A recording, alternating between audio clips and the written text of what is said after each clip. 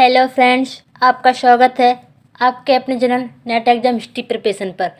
हम और आप हिस्ट्री एनसीईआरटी क्लास 7 की बुक्स कवर कर रहे थे। मैंने और आपने यहाँ तक कर लिया था। अब यहाँ से शुरू करते हैं इतिहास और उनके स्रोत। चलो आगे पढ़ते हैं, आप भी बढ़िए और साथ में बुक्स और पेन जरूर लेके चलिए। चलो, इतिहासकार और उनके स्रोत। इतिहासकार किसी युग का अध्ययन करते हैं और उनकी खोज की प्राकृतिक क्या है, इसे देखते हुए वे अलग अलग तरह के स्रोतों का सहारा लेते हैं। उदाहरण के लिए पिछले साल आपने गुप्त वंश के शासकों और हर्षवर्धन के बारे में पढ़ा। इस पुस्तक में हम मोटे तौर पर 700 से 1750 ईस्वी तक लगभग 1000 वर्षों के बारे में पढ़ेंगे। चलो अब आगे। इस काल के अध्ययन के लिए इतिहासकार जिन स्रोतों का प्रयोग करते हैं उनमें आपको बहुत सी बातें ऐसी मिलेंगी जो पिछले युग से वैसी ही चली आ रही थी। इतिहासकार इस काल के बारे में सूचना इकट्ठी करने के लिए अभी भी सिक्कों, शिलालेखों, स्थापित भवन निर्माण तथा लिखित सामग्री पर निर्भर करते थे, पर कुछ बातें पहले से काफ़ी भिन्न भी हैं। इस युग में प्रमाणिक लिखित सामग्री की संख्या और विविधता आश्चर्यजनक का रूप से बढ़ गई। इसके आगे इतिहासकार सूचनाओं के दूसरे प्रकार के स्रोतों का इस्तेमाल धीरे धीरे कम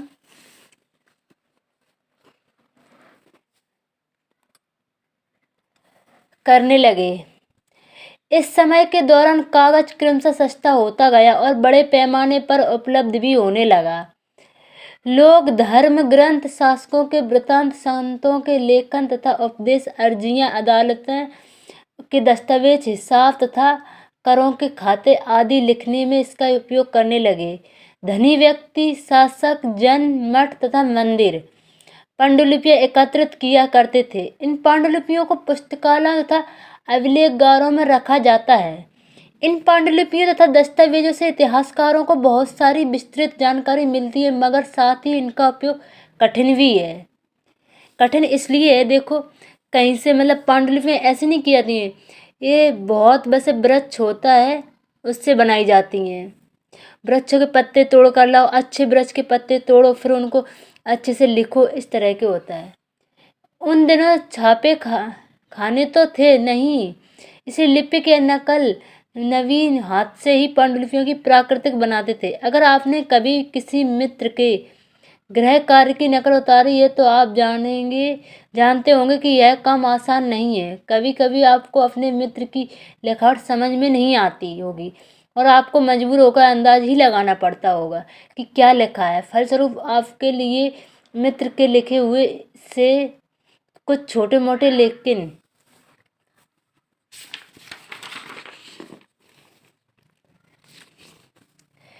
महत्वपूर्ण अंतर आ जाते होंगे। पांडुलिपियों की प्रतिलिपियां बनाने में कुछ यही होता है। प्रतिलिपियां बनाते हुए लिपिक छोटे मोटे फेर बदलाव करते चलते हैं, कहीं कोई शब्द, कहीं कोई वाक्य। सदी दर सदी प्रतिलिपियों की भी प्रतिलिपियां बनती रहीं और अंततः एक ही मूल ग्रंथ की भिन्न भिन्न प्रतिलिपियां एक दूसरे से बहुत सी अलग हो गईं।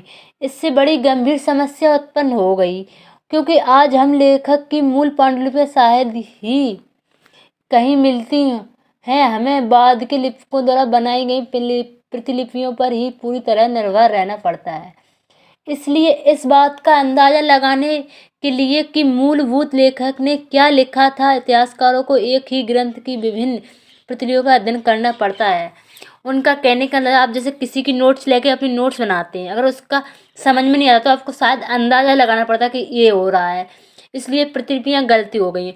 और सबसे बड़ी समस्या क्या बताई इन्होंने कि प्रतिलिपियों को अपन समझना चाहते हैं और पढ़ते हैं, लेकिन समझना तो उसी की प्रतिलिपियां, मतलब प्रतिलिपियां को मैं बता दूं कि किसी बुक्स का सेम टू सेम उतार करना, तो उसे प्रतिलिपियां कहते हैं। ऐसे एक ही विषय की प्रतिलिपियों का अध्ययन करना पड़ता है बहुत सारियों को, क्योंकि पता नहीं चलता इसमें क्या लिखा है, इसमें क्या लिखा है, इसलिए टाइम वेस्ट भी होता है, इनका कहने का मतलब है। अब आगे देखते हैं। कई बार लेखक स्वयं भी समय समय पर अपने मूल वृत्तांत में संशोधन करते रहते थे, क्योंकि जब करेंगे का जब आज देखा कि इसमें ये लिखा है, उसने किसी प्रतिलिपियों का सहारा लेके लिखा हुआ, पता चला कि ये लिखा था यहाँ, तो फिर दोबारा संशोधन किया 14वीं शताब्दी के इतिहासकार जियाउद्दीन बर्नी ने अपने वृत्तांत पहली बार 1556 में और दूसरी बार इसके 2 वर्ष बाद लिखा था। दोनों में अंतर है, लेकिन 1971 तक इतिहासकारों को पहली बार वाले वृत्तांतों की जानकारी ही नहीं थी। यह पुस्तकालयों के विशाल संग्रह में कहीं पड़ी होगी, ऐसा है। अब ये क्या है, ये भी पढ़ लो।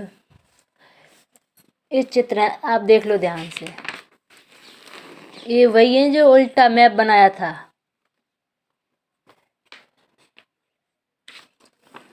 अभी ये पढ़ते चलो, आप साथ में बुक्स पढ़ो तो इन्हें भी पढ़ा करो, समझ में आ जाता है। अभिलेखागार क्या होता है? ऐसा स्थान जहां दस्तावेजों और पांडुलिपियों को संग्रहित किया जाता है। आज सभी राष्ट्रीय और राज्य सरकारों के अभिलेखगार होते हैं, जहां वे अपने तमाम पुराने सरकारी अभिलेख और लेन देन के व्यवहारों का रिकॉर्ड रखते हैं। यह एक लघु चित्र की प्रकृति, जिसमें एक लिपिक किसी पांडुलिपियों की नकल कर रहा है। इस चित्र का आकार लगभग 10 पॉइंट इनकी बोला, देख ये कर रहा है, यहाँ से लेके यहाँ तक कर रहा है। सिर्फ 5 सेंटीमीटर। इस छोटे आकार के कारण इसे लघु चित्र या मिनीचेयर कहा जाता है। कभी कभी इन लघु चित्रों का प्रयोग लेख में आई पांडुलिपियों को स्पष्ट प्रदान करने के लिए किया जाता था। ये इतने सुंदर होते हैं कि आगे चलकर संग्रहकर्ता अक्सर इन चित्रों को पांडुलिपियों से अलग करके बेचने लगे थे। इनका कहना है ये इतने चित्र सुंदर हैं कि पांडुलिपियों में समझाने के लिए किया जा रहा है कि ये क्यों बनाया जा रहा है, क्या कर रहा है, लेकिन ये इतने सुंदर कि इन्हें यहाँ से कट कर कहीं अलग अकेले ही बेचने लग गए, इतने सुंदर थे। लिखित चित्र 2। लिखावट की विभिन्न प्रकार की शैलियों के कारण फारसी और अरबी पढ़ने में कठिनाई हो सकती है।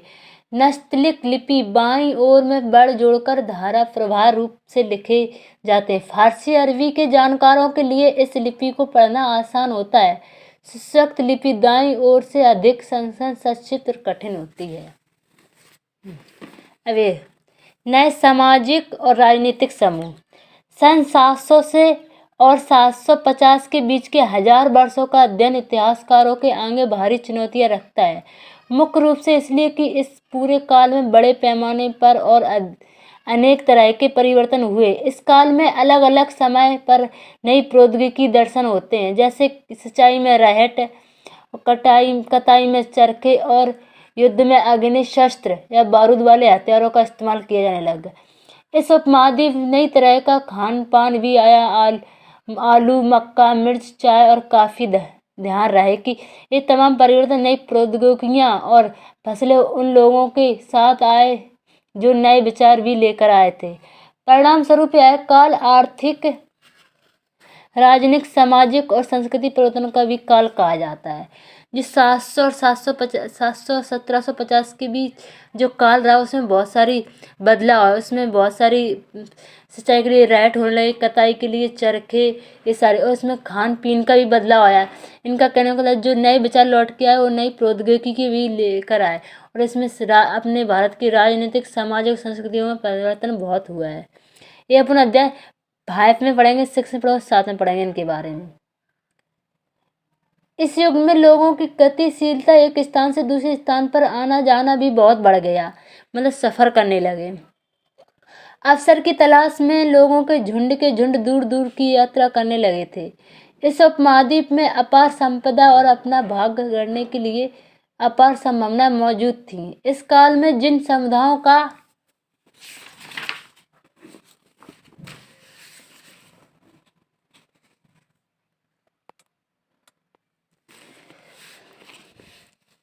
महत्व बढ़ा, उनमें से एक समुदाय था राजपूतों का, जिनका नाम राजपुत्र अर्थात राजा का पुत्र से निकला है।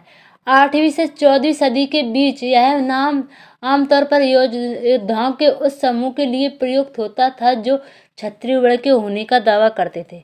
राजपूत शब्द के अंतर केवल राजा और सामंत वर्ग ही नहीं, बल्कि सेनापति और सैनिक भी आते थे। राजा और संप्रदाय जो पूरे उपमहाद्वीप में अलग अलग शासकों की सेनाओं में सेवारत थे। कवि और चारण राजपूतों की आचार संहिता, प्रबल पराक्रम और स्वाभाविकता का गुणगान करते थे।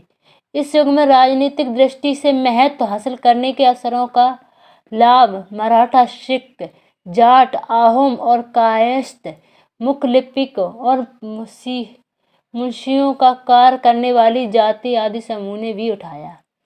हम पूरे काल के दौरान क्रमशः जंगलों की कटाई हो रही थी और खेती का इलाका बढ़ता जा रहा था। कुछ क्षेत्रों में यह परिवर्तन अन्य क्षेत्रों की अपेक्षा अधिक तेजी से और पूरे तौर पर हुआ।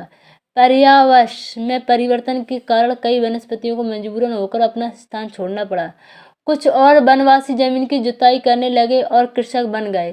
कृषकों को ये नए समूह क्षेत्रीय बाजार, मुखिया और पुजारियों, मठों और मंदिरों से प्रभावित होने लगे। वे बड़े और जटिल समाजों के अंग बन गए। उन्हें कर चुकाने पड़ते थे और इस का है ले ले उतई से हाँ लगे, और वे बड़े और जटिल समाजों के अंग बन गए।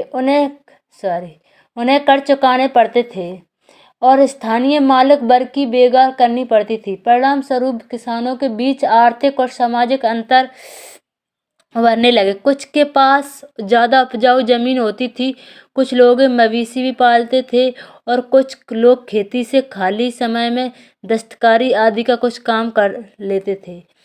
जैसे जैसे समाज में अंतर बढ़ने लगे, लोग जातियों और उपजातियों में बांट करने जाने लगे और उनकी पृष्ठभूमि और व्यवसाय के आधार पर उन्हें समाज में ऊंचा या नीचा दर्जा दिया जाने लगा।